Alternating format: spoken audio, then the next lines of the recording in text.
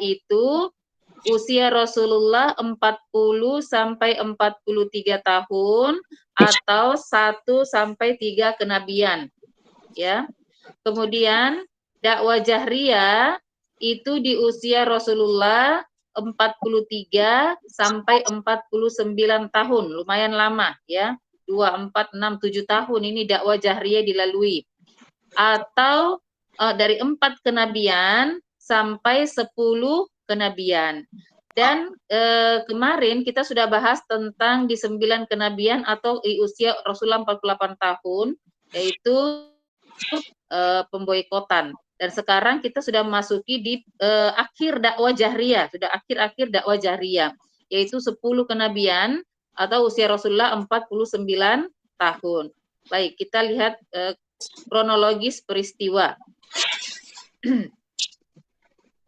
Jadi nanti ini kronologis peristiwa yang ke-8 ya. Jadi yang pertama dakwah jahriyah, kemudian seruan di Bukit Sofa, kemudian intimidasi dan teror, kemudian Darul Arqam, kemudian hijrah Habasyah, Islamnya Hamzah dan Umar, kemudian pemboikotan, lalu tahun berduka cita. Mudah-mudahan ibu-ibu masih ingat urutan-urutannya. Dari dakwah jahriyah, kemudian yang pertama dakwah Syria ya, yang itu 0 sampai 3. 1 atau sampai 3 kenabian atau usia 40 sampai 43. Nah, masuk ke 4 kenabian itu ada dakwah jahriyah, kemudian seruan di Bukit Sofa, setelah itu intimidasi dan teror, baru Darul Arqam, kemudian hijrah Habasyah, Islamnya Hamzah dan Umar, pemboikotan, kemudian tahun berduka cita. Baik, kita hafalkan secara kronologis ya. Kita akan masuk ke wafatnya Abu Thalib. Di wafatnya Abu Thalib ini hal yang kita akan bahas yaitu negosiasi terakhir orang-orang Quraisy, kemudian wafatnya Abu Thalib dan ibrah, pelajaran.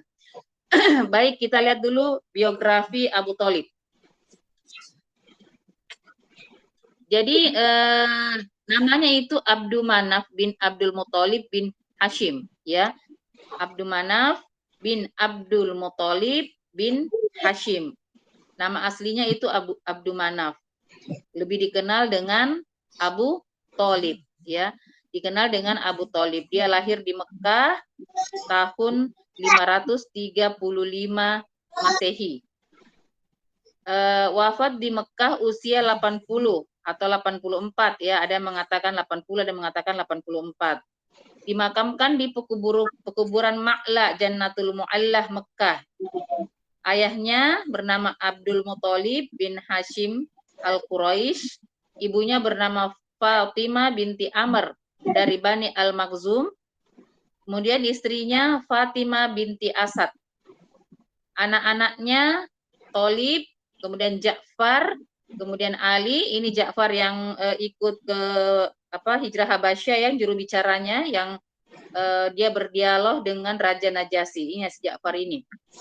Kemudian Ali bin Abu Thalib, suaminya Fatimah, Akil, ini tidak terlalu populer, Faktihah dan Ummu Hani. Nah, Ummu Hani ini ada sebuah hadis mengatakan pernah hampir dijodohkan dengan Rasulullah Shallallahu Alaihi Wasallam, hampir. Baik, ini kita ke kronologi tahun 10 kenabian ya, yang akan kita bahas sebentar ini. Jadi akan dibahas yaitu wafatnya Abu Thalib, wafatnya Khadijah, tahun berduka, dan dakwah di kabilah serta individu. Tetapi ini kita bagi dua. Malam ini kita hanya membahas sampai di wafatnya Khadijah, nanti kita lanjutkan tahun berduka dan dakwah di kabilah serta individu. Jadi dibagi dua ya. Baik Ibu sekalian, jadi setelah pembatalan embargo, Rasulullah itu mulai kembali seperti biasa. Rasulullah sudah leluasa lagi melakukan aktivitasnya seperti biasa. Tetapi bukan berarti bahwa kaum kafir Quraisy itu mengalah ya dengan dakwahnya Rasulullah, tidak. Walaupun dia sudah batalkan embargo karena sudah dimakan rayap dan sudah batal perjanjian itu, dan mereka juga sudah setuju kalau rayap itu dimakan Sohifah itu dimakan raya, berarti batal embargo itu. Kaum kafir Quraisy ini tetap gigih melakukan tekanan-tekanan kepada Rasulullah dan para sahabat. Jadi kembali seperti biasa, ya.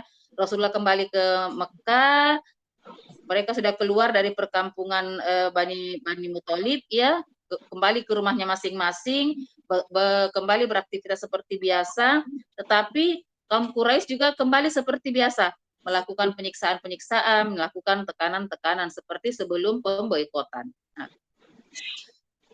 Abu Thalib setelah peristiwa pemboikotan itu, karena dalam sejarah dikatakan bahwa karena kurangnya asupan gizi, ya, pada satu kaum muslimin, sehingga Abu Thalib ini yang memang sudah berusia sudah semakin tua, sekarang usianya 80 tahun, karena penderitaan di pemboikotan itu akhirnya tubuhnya itu mulai lemah dan rapuh, ya, sering sakit-sakitan. Persendiannya jadi lemah, kemudian dikisahkan itu tulang rusuknya sampai patah, ya. Akhirnya Abu Thalib jatuh sakit. Nah, kabar sakitnya Abu Thalib ini kemudian tersebar ke seluruh penjuru Mekah.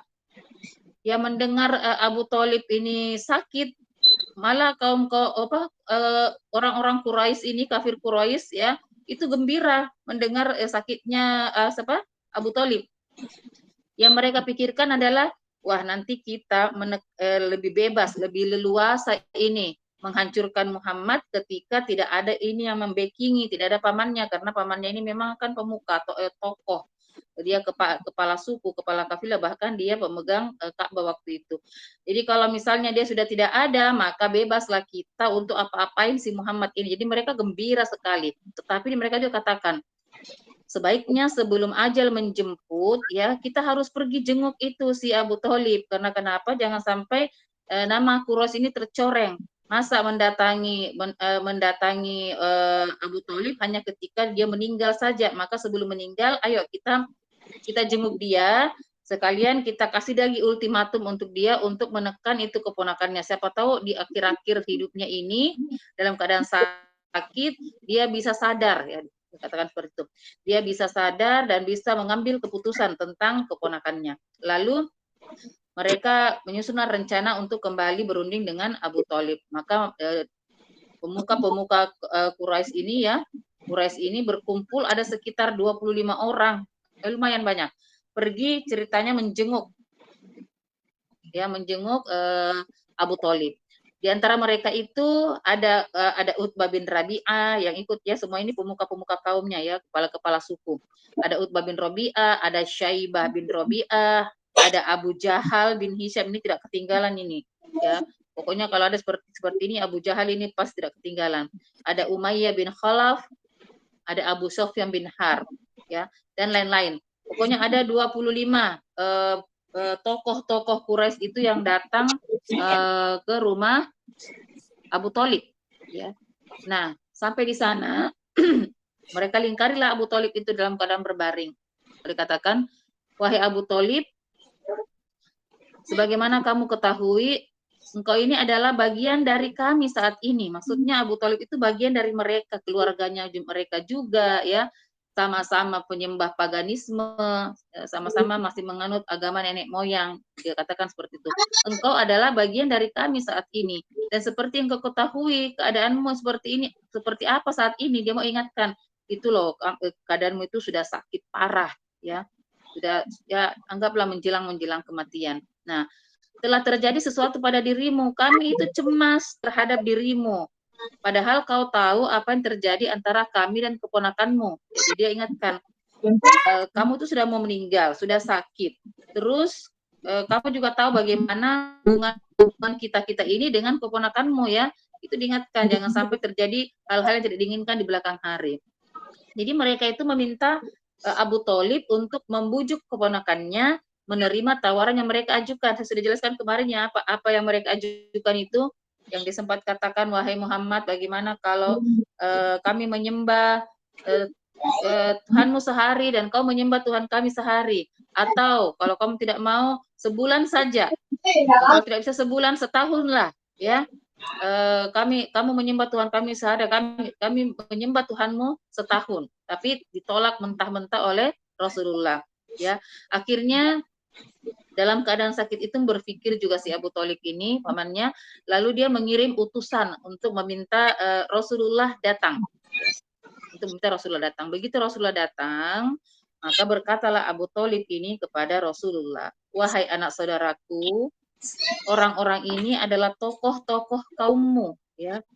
Mereka sepakat untuk memberikan sesuatu kepadamu dan sebagai gantinya mereka mendapatkan juga sesuatu darimu.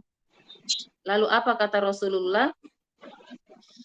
Baiklah, hanya ada satu kalimat, ya. Jika mereka memberikan satu kalimat itu, maka dengan kalimat tersebut mereka dapat menguasai Arab dan orang-orang non-Arab. Ya. Orang-orang Arab dan orang-orang non-Arab akan tunduk pada kalian. Lalu kagetlah mereka semua, ini kalimat apa itu, gampang sekali, cuma satu kalimat kami bisa mendapatkan itu semua, ya. Jadi Abu Jahal ini dengan sangat penasaran dan sangat keingintahuannya, dia berkata, iya demi ayahmu, jangankan 1, 10 kalimat pun katakan saja, apa itu? Walaupun bukan 10 kalimat saya akan kabulkan, ya, seperti itu. Lalu Rasulullah bersabda, ya, kalian cukup mengatakan la ilaha illallah Muhammadur Rasulullah. Cukup mengatakan itu saja, ya. Maka kalian melepas apa saja yang kalian sembah selain Allah. Maka Rasulullah akan berikan jaminan di atas, ya. Orang-orang Arab dan orang-orang non-Arab akan tunduk kepada mereka. Bukannya menerima seperti yang dia bayangkan tadi, malah mereka bertepuk tangan, kemudian dia berkata, wahai Muhammad, apakah engkau ingin menjadikan Tuhan-Tuhan itu satu saja? Sungguh ini hal yang sangat janggal, ya. Lalu mereka saling berbisik satu sama lain, saling berbicara sehingga suasana menjadi gaduh, ya. Suasana menjadi gaduh di sekitarnya Abu Thalib. Lalu salah seorang dari orang Quraisy itu mengatakan, demi Allah, sungguh orang ini tidak memberikan apa yang kita inginkan. Ayo kalau gitu kita pergi saja, kita pulang. Dan tetaplah dalam agama nenek moyangmu hingga Allah memutuskan antara kita dengan dirinya. Ya. Akhirnya karena perbuatan mereka ini, Allah menurunkan surat Shad ayat 1-7, sebagaimana tadi yang dibaca, terjemahannya dibaca oleh Ibu Ana. Akhirnya sudah mereka pulang, tidak jadi nego. Karena kenapa? Tidak ada jalan untuk menembus pendiriannya Rasulullah Shallallahu Alaihi Wasallam. Nah, baik, kita lihat bagaimana kronologi wafatnya Abu Thalib, ya. Yang pertama itu karena efek pemboikotan, lalu dia tuh sakit, kemudian Rasulullah mengunjungi Abu Thalib ketika akan wafat, Abu Jahal dan Abdullah bin Umayyah juga hadir, dan seterusnya, ya. Itu dibaca saja. Jadi sakitnya Abu Thalib ini kian parah setelah kaum Quraisy tadi mendatangi. Setelah mereka pulang habis perundingan itu dan tidak diterima, sejak saat itu penyakitnya Abu Thalib itu kian parah. Nah, saat menjelang sakaratul maut itu Rasulullah terus mendampingi pamannya ini, ya. Terus didampingi pamannya sambil terus membujuk. Tetapi si Abu Jahal, ya, Abu Jahal dengan Abdullah bin Abi Umayyah ini juga selalu ada di sisinya si Abu Thalib ini. Dia tidak pernah juga tinggalkan Abu Thalib. Jaga-jaga memang ini jangan sampai dia termakan oleh Rasulullah. Jadi waktu itu Rasulullah mendampingi terus menjelang sakaratul mautnya. Dia membujuk dan selalu membimbing itu pamannya agar bisa mengucapkan kalimat tauhid di akhir hayatnya. Dibujuk terus pamannya, kesian, dipandangi dengan kasih sayang, diurus dengan sebaik-baiknya ketika pamannya sakit itu. Sambil dia berbisik, wahai pamanku, ucapkanlah la ilaha illallah.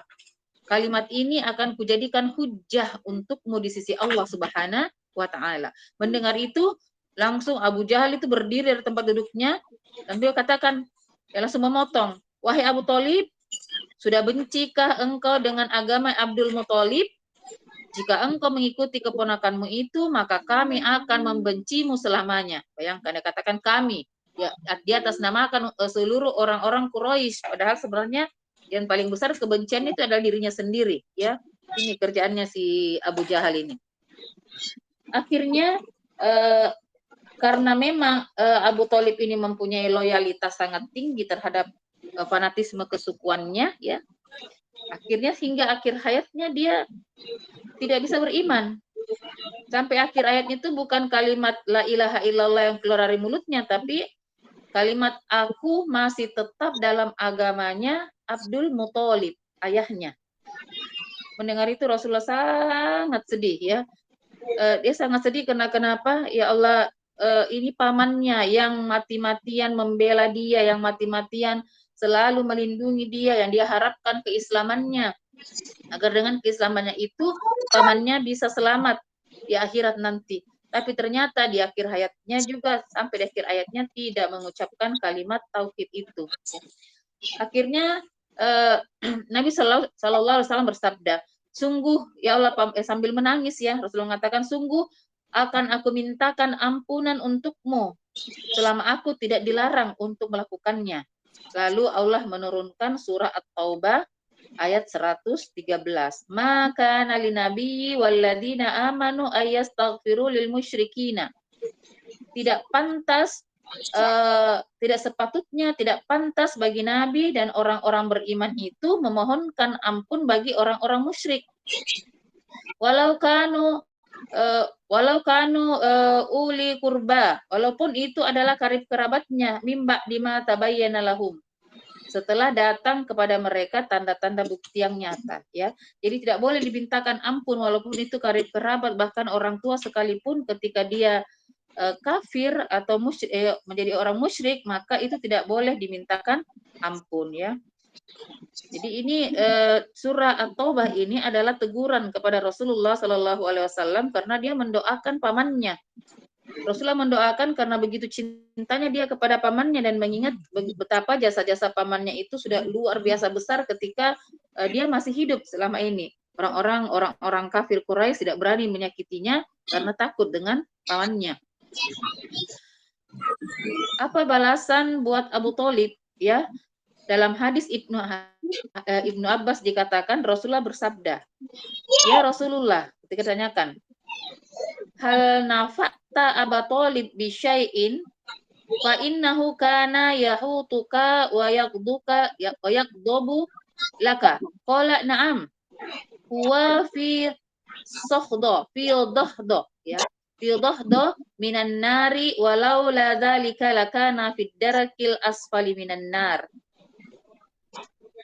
Jadi ketika ditanyakan, wahai Rasulullah, apakah engkau dapat memberi manfaat kepada Abu Thalib karena dia telah mengasuhmu dan marah untuk memberikan pembelaannya kepadamu?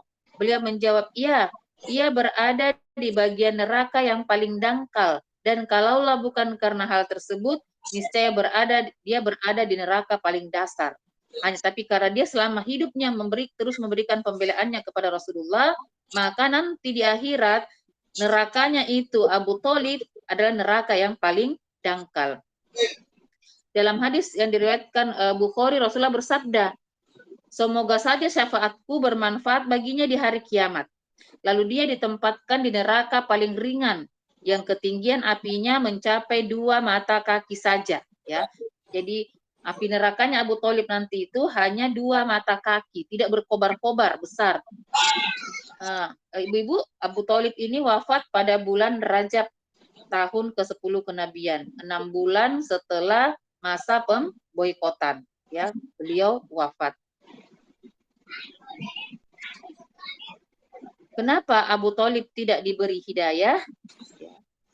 Jadi kita perlu lihat dulu, hidayah itu ada 2. Yang pertama itu hidayatul irsyad. Hidayatul irsyad itu yaitu seseorang mendapatkan petunjuk hidayah sebab tausiah orang lain, ya. Jadi seseorang memberi petunjuk kepada siapa saja dan bisa dilakukan oleh siapa saja. Dia mendapatkan hidayah dari orang. Misalnya ibu-ibu mengajak orang lain memberi tausiah kepada orang lain, lalu dia mendapatkan hidayah dan dia berjilbab, ya, dengan kemauannya. Itu bisa seperti itu. Yang kedua ada namanya hidayah taufik. Hidayah taufik ini tidak bisa, haknya Allah, ya haknya Allah. Yang mana dia mau kasih hidayah, yang mana yang tidak. Ini namanya hidayah taufik. Contohnya ini si Abu Thalib. Abu Thalib ini dia tahu kebenaran. Dia tahu kebenaran tentang Islam.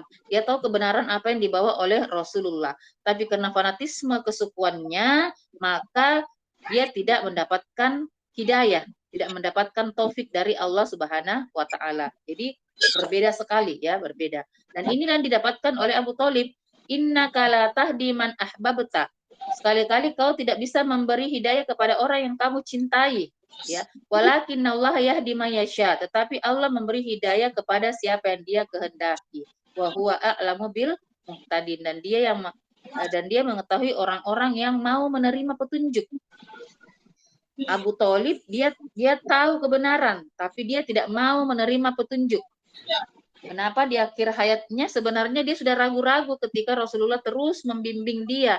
Tetapi begitu mendengar Abu Jahal mengatakan, wahai Abu Thalib, kalau kau masuk Islam dan mendengarkan keperkataan keponakan, maka kami semua akan membencimu. Mendengar itu, dia lalu mengatakan, aku tetap berada pada agamanya Abdul Muthalib. Ya, Insya Allah.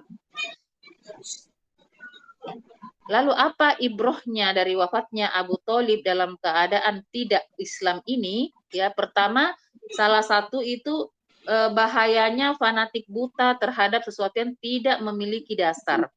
Fanatik buta ini, ibu-ibu sekalian, bukan hanya bisa terjadi pada Abu Thalib, pada kita pun bisa terjadi untuk hal-hal yang kebenaran-kebenaran yang lainnya.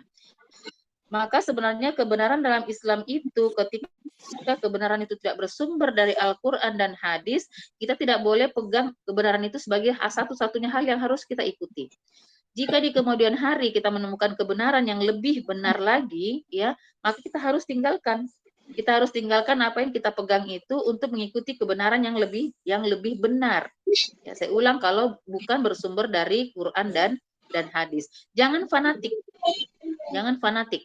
Jangan fanatik kesukuan, jangan fanatik organisasi, jangan fanatik dengan satu guru, ya. Tetapi kita harus berpedoman kepada Al-Quran dan hadis. Jadi ini bahayanya fanatik buta, karena fanatik buta itu bisa bisa menghalangi kita dari mendapatkan hidayah. Kemudian apa hikmah yang kedua? Bahwa iman itu tidak dapat diwariskan kepada keluarga. Jadi wajar kalau misalnya ada seorang ayah dan ibu yang beriman, kemudian anak-anaknya kafir. Contoh Nabi Nuh. Nabi Nuh beriman, tapi Kan'an itu kafir. Bisa seperti itu.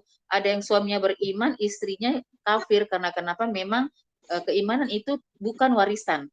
Tidak akan diwariskan. Tapi bisa diusahakan untuk istri dan anak-anak kita. Tapi haknya Allah. Apakah bisa diwariskan atau tidak.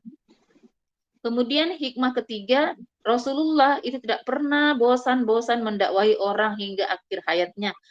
Seberat apapun, bahkan diembargo sekalipun, dakwanya tetap jalan. Tidak seperti Muslimat Hidayatullah. Ya. Pas corona, berhenti juga halako.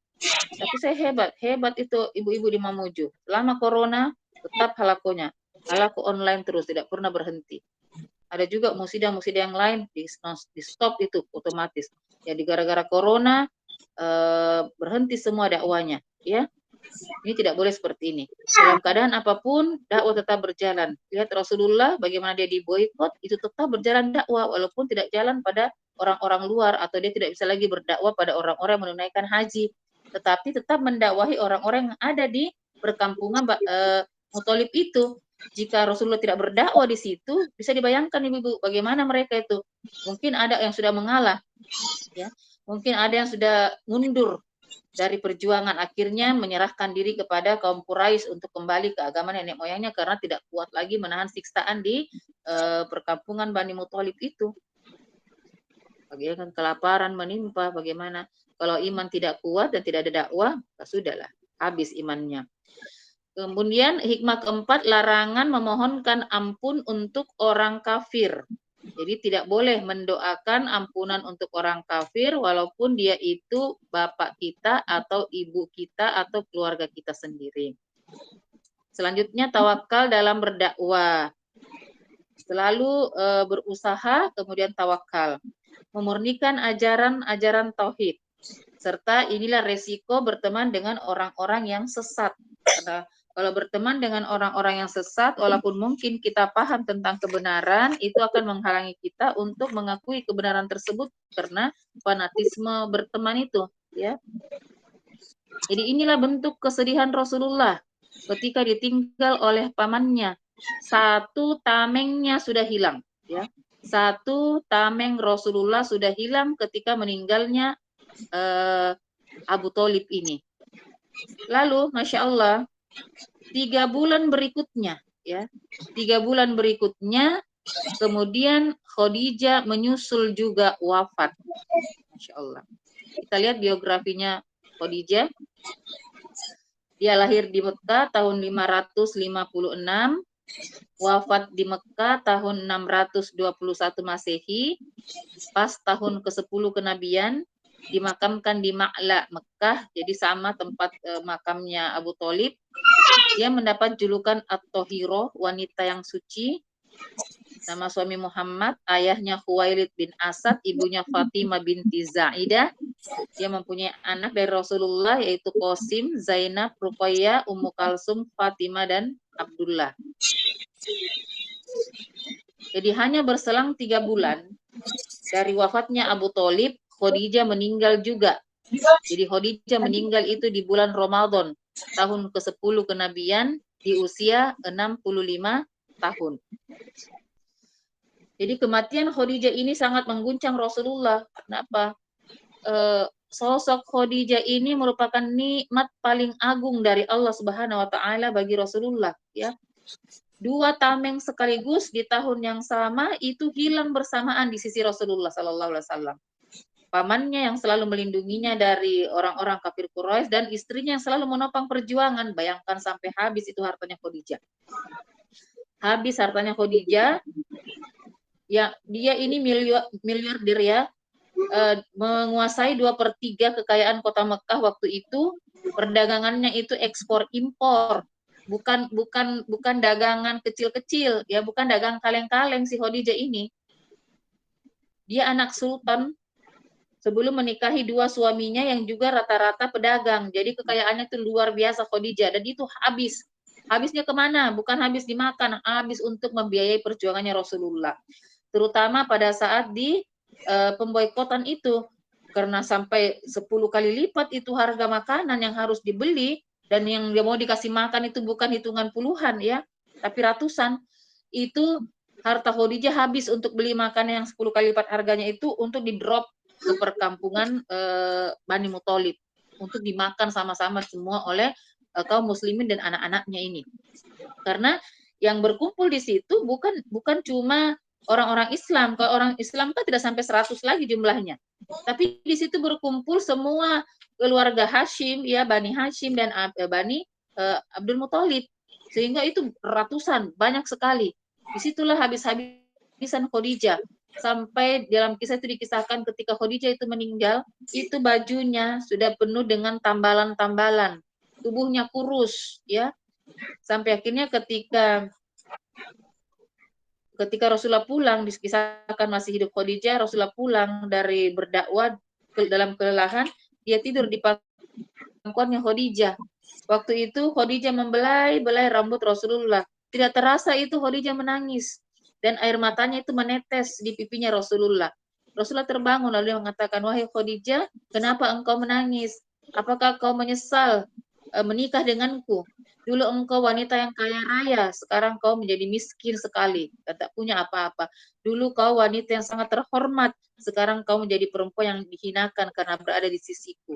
Ya. Lalu apa kata Khadijah? Tidak ya Rasulullah, aku dulu memiliki harta dan itu sudah kusumbangkan semuanya untuk perjuangan. Dulu aku punya kecantikan dan sudah kuserahkan semuanya kepadamu.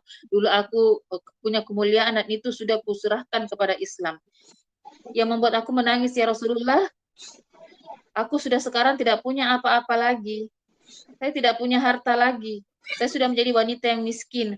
Sementara perjuanganmu ini masih panjang. Ya Rasulullah, jika aku nanti meninggal dunia, lalu kau butuh sesuatu untuk menyeberang sungai untuk pergi berdakwah, maka galilah kuburku. ambil tulang-tulangku dan jadikan dia jembatan. Sampai sebegitunya Khadijah itu memikirkan perjuangan yang diemban oleh Rasulullah suaminya. Masya Allah ibu-ibu sekalian. Betul-betul cintanya kepada Rasulullah itu bayarnya tidak pakai syarat sama sekali. Semua dia korbankan. Inilah yang membuat kenapa Rasulullah itu kepada Khadijah tidak bisa melupakan sama sekali. Bahkan terus disebut-sebut namanya ketika dia bersama Aisyah. Karena Khadijah ini habis-habisan betul sama Rasulullah. Tidak ada perhitungan ya. Tidak ada gugatan-gugatan kenapa hartaku habis gara-gara kamu, gara-gara ini ya. Kita bandingkanlah dengan kita ibu-ibu istri-istri zaman sekarang ini. Hanya dipakai sedikit saja uang mungkin untuk kebutuhan rumah tangga itu sudah sering diungkit-ungkit. Itu kan tugas kamu sebagai suami. Nah, saya pakai juga uangku. Masya Allah, lihat Khadijah bagaimana dia mati-matian membiayai perjuangan ini tanpa pernah menyebutnya sepeser pun. Bahkan di akhir hidupnya pun dia masih memikirkan bagaimana perjuangan nanti Rasulullah ketika dia sudah tidak ada. Masya Allah. Jadi wajar ketika kematian Khadijah ini sungguh-sungguh sangat mengguncang Rasulullah. Ya. Rasulullah kayak patah semangat. Dia kayak ibu ayam kehilangan induk. Kehilangan dua sekaligus, kehilangan pamannya, kehilangan istrinya yang dua-duanya itu penyokong. Tapi sebenarnya di sini Allah punya skenario lain untuk Rasulullah. Allah sengaja mencabut Abdul Muthalib, sengaja mencabut Khadijah karena Allah ingin menjadikan Rasulullah hanya bersandar kepadanya saja ya dengan mengambil dua penyokong utama ini. Luar biasa. Begitu banyak keutamaannya Khadijah. Khadijah ini adalah orang yang pertama kali beriman dan diajarkan wudhu dan sholat oleh Rasulullah Sallallahu Alaihi Wasallam. Dalam Imam Az-Zahabi menyatakan pula, Khadijah Ummul Mukminin adalah orang yang pertama kali beriman pada ajaran Rasulullah Sallallahu Alaihi Wasallam dan membenarkannya sebelum yang lainnya. Ini pula menjadi patokan bahwa dalam berdakwah itu yang harus didakwai pertama kali adalah keluarga kita. Jadi kalau istri berdakwah, suami dulu didakwai dengan anak-anak. Kalau suami yang berdakwah, istri dulu didakwai, baru anak-anak. Ini contoh yang diberikan oleh Rasulullah. Dia juga yang melayani, menentramkan Rasulullah ketika menerima wahyu pertama turun. Ya, ini sudah saya pernah jelaskan. Bagaimana ketika waktu itu Rasulullah ketakutan melihat Jibril, baru pertama kali melihat Jibril datang di Gua Hiro, dia ketakutan sekali, dalam berkeringat, jatuh bangun, dia turun dari Gua Hiro menuju ke rumahnya, menggigil, dia khawatir apakah saya lihat itu hantu atau saya sudah gila. Begitu perasaannya Rasulullah. Sampai dia katakan, aku takut wahai Khadijah, ada apa denganku ini? Ya. Lalu dengan lembutnya Khadijah meyakinkan kalau Rasulullah itu tidak mungkin gila, ya, bahwa yang turun itu sesuatu yang bagus. Allah tidak mungkin akan menyusahkannya karena dia orang yang dermawan, suka membantu orang miskin, suka menyambung silaturahim. Dia tenangkan suaminya. Ini pula hikmahnya kenapa Allah menikahkan Rasulullah dengan Khadijah yang berbeda 15 tahun. Karena seandainya dia menikah dengan anak-anak remaja, ya, atau dia menikah dengan Aisyah duluan, kita tidak bisa bayangkan apa yang terjadi. Tapi dia menikah dengan Khadijah, wanita yang penuh kelembutan dan keibuan, yang kedewasaannya sudah melampaui Rasulullah. Maka ini yang terjadi. Dia menenangkan Rasulullah, kemudian bukan itu saja, selain dia memberikan spirit, ketenangan, dia mengajak juga Rasulullah untuk berkonsultasi dengan Waraqah bin Naufal. Maka dibawalah Rasulullah ke Waraqah, yang mana di Hanafiyun, ketika membahas Hanafiyun, Waraqah itu adalah salah satu Hanafiyun yang masih memegang kitab Injil yang asli, ya, sehingga dia tahu betul bahwa apa yang diterima oleh Rasulullah ini merupakan namus dari Allah yang sama yang diberikan kepada nabi-nabi sebelumnya, sehingga dia jelaskanlah tidak satupun daripada nabi yang menerima hal seperti namus seperti itu kecuali dia akan diusir dari kaumnya. Lalu kata Rasulullah, apakah aku akan diusir oleh kaumku nanti? Kata Waraqah, iya, tidak satupun orang yang mendapatkan namus seperti itu kecuali dia akan diusir dari kaumnya. Ya, jadi pelayarannya Khadijah ini betul-betul menemani Rasulullah itu dari nol, ya, dari nol sampai betul-betul menjadi nabi. Sampai Aisyah radhiyallahu anha pernah menceritakan, Nabi Shallallahu Alaihi Wasallam ketika menceritakan Khadijah, pasti dia selalu menyanjungnya, ya. bahkan di depan istrinya ini, di depan Aisyah. Dia selalu menyanjungnya dengan sanjungan yang indah. Aisyah berkata, pada suatu hari aku cemburu.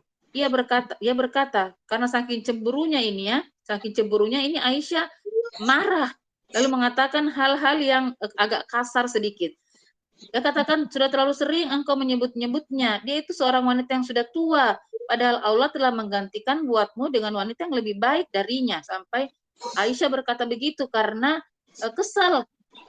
Seringnya Rasulullah menyanjung-nyanjung si Khadijah ini. Waktu Aisyah mengucapkan kalimat itu, Rasulullah pada saat itu wajahnya memerah, ya, merah wajahnya, kemudian dia marah. Dalam keadaan marah itu Rasulullah mengatakan, ya, Allah tidak menggantikannya dengan seorang wanita pun yang lebih baik darinya. Allah tidak pernah menggantikan Khadijah dengan wanita yang lebih baik baginya. Kenapa? Dia telah beriman kepadaku ketika orang-orang kafir kepadaku. Dia telah membenarkan aku tatkala orang-orang mendustakan aku. Dia membantuku dengan hartanya tatkala orang-orang menahan hartanya. Dia saat orang menahan hartanya dan tidak mau membantuku. Allah menganugerahkan aku anak darinya ketika Allah mengharamkan anak-anak dari wanita lain, ya. Dalam hadis riwayat Ahmad. Itu disebut rinci di depannya Aisyah. Rasulullah juga cinta kepada Aisyah. Bahkan dalam hadis dikatakan ketika tanyakan, wahai Rasulullah, siapakah dari sahabatmu yang paling kau cintai? Dia katakan, siapakah yang paling kau cintai? Dia katakan Aisyah. Dari kalangan orang tua, siapakah yang paling kau cintai? Dia katakan ayahnya Aisyah, itu Abu Bakar. Tetapi cintanya Rasulullah kepada Aisyah itu berbeda dengan cintanya kepada Khadijah. Itu cinta yang berbeda, ya. Cinta yang berbeda di hati Rasulullah. Dia tidak bisa menggantikan kedudukannya Khadijah dengan perempuan manapun. Karena sudah begitu banyaknya pengorbanan Khadijah selama ini. Khadijah juga khusus mendapatkan salam dari Allah Subhanahu wa taala, dan ini merupakan keutamaan Khadijah yang tidak dimiliki oleh istri-istri yang lain, ya. Dari Abu Hurairah, dia berkata, pada suatu ketika Jibril datang, waktu itu Khadijah lagi di dapur menyiapkan makan untuk Rasulullah. Lalu turunlah Jibril. Lalu kata Jibril, pada suatu hari Jibril pernah datang kepada Rasulullah Shallallahu Alaihi Wasallam sambil berkata, wahai Rasulullah, itu dia Khadijah, dia datang kepada engkau dengan membawa wadah. Tidak lama lagi dia akan datang kepadamu dengan membawa wadah berisi lauk pauk atau makanan dan minuman. Apabila dia datang kepadamu, maka sampaikanlah salam dari Allah dan dariku kepadanya. Luar biasa. Dia dapat salam langsung khusus dari Allah dan malaikat Jibril. Lalu dikatakan, sampaikan kepadanya bahwa rumahnya di surga terbuat dari emas dan perak yang tidak ada kebisingan dan kepayahan di dalamnya. Para ulama mengatakan, kenapa dikatakan bahwa rumahnya Khadijah itu tidak ada kebisingan dan kepayahan di dalamnya? Dikatakan bahwa selama Khadijah itu menjadi istrinya Rasulullah, Khadijah tidak pernah satu kali pun mengangkat suara lebih tinggi di atas suaranya Rasulullah. Bahkan dalam riwayat dikatakan, Khadijah itu tidak bicara kalau tidak ditanya. Saking takutnya, ya, saking takzimnya kepada suaminya. Dia hampir tidak bersuara ketika Rasulullah tidak menanyakan sesuatu kepadanya. Dan tidak ada kepayahan di dalamnya. Karena Masya Allah, di antara istrinya Rasulullah yang menanggung kepayahan dunia paling besar itu adalah Khadijah. Dia yang merasakan pemboikotan selama 3 tahun. Dia yang merasakan, dia yang bersusah payah.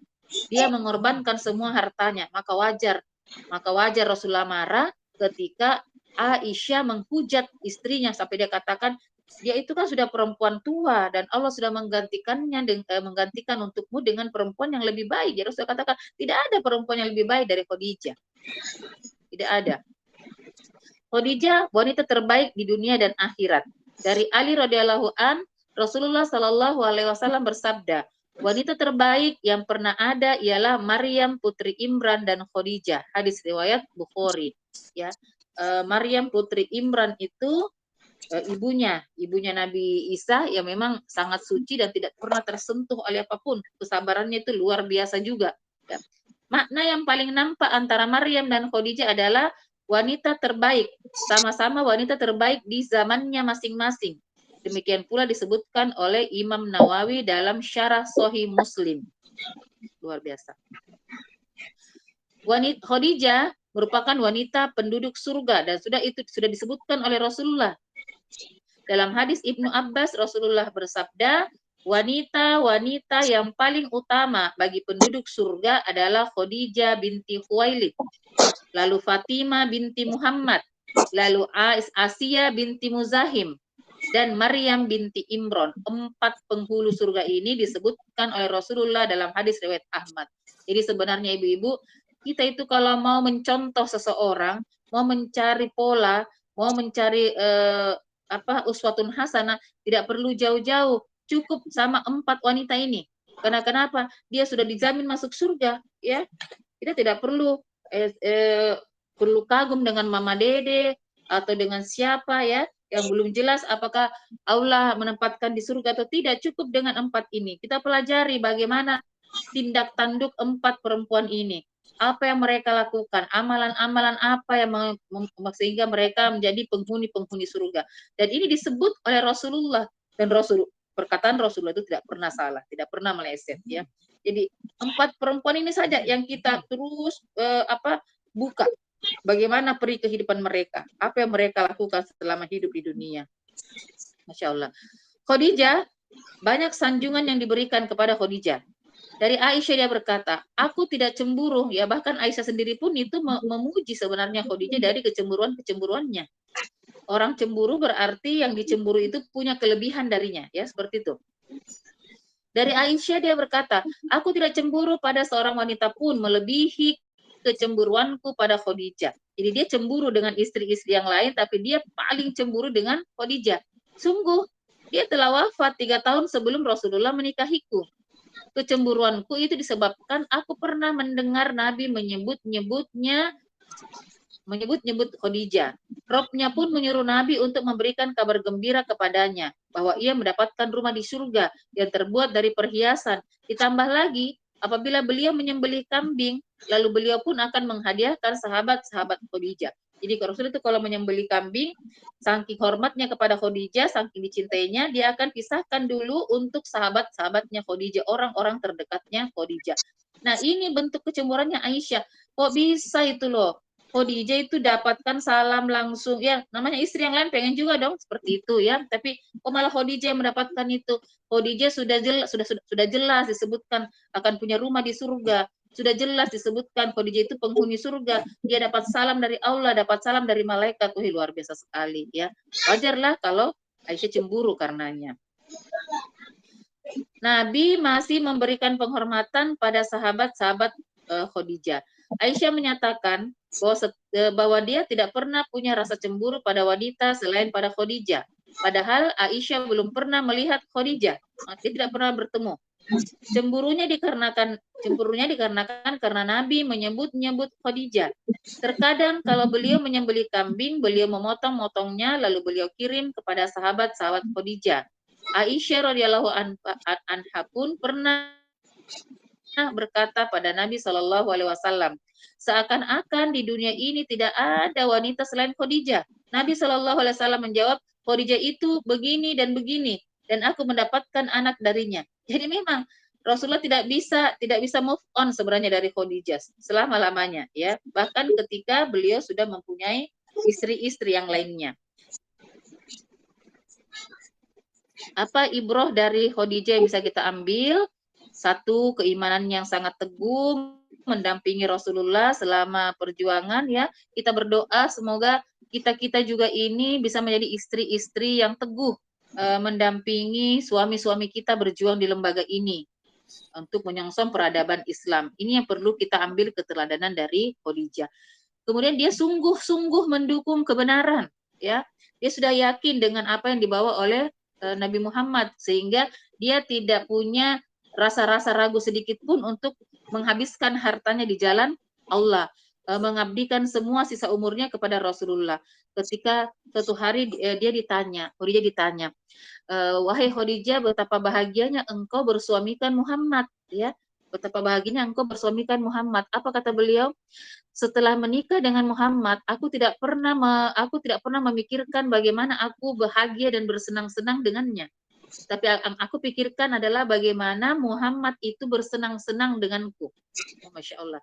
Jadi dia memang menyiapkan dirinya itu bagaimana Rasulullah bisa bahagia dan bisa merasa nyaman serta senang dengannya. Sehingga memang semua dia berikan, apapun yang dia berikan yang penting Rasulullah bisa senang. Dia menginfakkan hartanya fisabilillah, tidak tanggung-tanggung, hampir semuanya terkuras dan berusaha membuat suaminya ridho, ya. Nah, ibu-ibu yang berbahagia, dua peristiwa kematian dalam waktu yang berdekatan ini membuat jiwa Rasulullah sangat terguncang. Kesedihan terus-menerus memayungi dirinya. Itu kenangan-kenangan akan pembelaannya Abu Thalib, akan sokongannya Khadijah itu terus berputar dalam pikirannya Rasulullah, ya.